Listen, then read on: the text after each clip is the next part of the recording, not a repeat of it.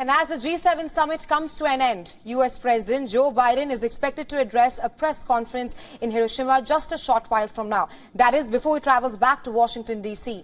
Apart from attending the meetings under the G7 summit, Biden also held a meeting of the Quad nations on the sidelines of the G7 summit that lasted for an hour. Biden held a meeting with Ukraine's President Volodymyr Zelensky, announcing a new weapons package for Ukraine as well. The U.S. President said that the package would include ammunition, artillery and armored vehicles. Ukraine, led by you and your colleagues, are just a marvel to the rest of the world. Now, for the U.S. President, the G7 meetings comes amid a major debt crisis issue back home, as the U.S. has now less than 2 weeks to clear all its debts. The US Treasury Department has warned the US government that failure to do so would trigger default that would cause massive chaos in the financial markets and also spike interest rates.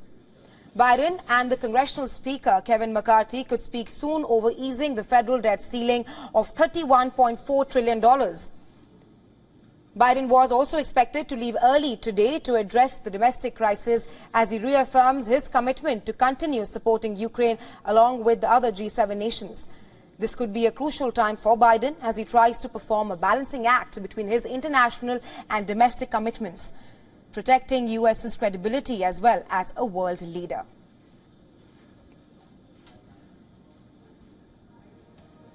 We were earlier joined by White House Bureau Chief and Correspondent Patsy Vidyakuswara from Hiroshima.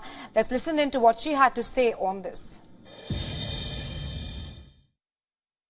This is a question about U.S. credibility, right? I mean, this is at a time when the U.S. is trying to rally together its allies to push back against the so-called Chinese economic coercion. There's a lot of instability that could be at play should the U.S. default.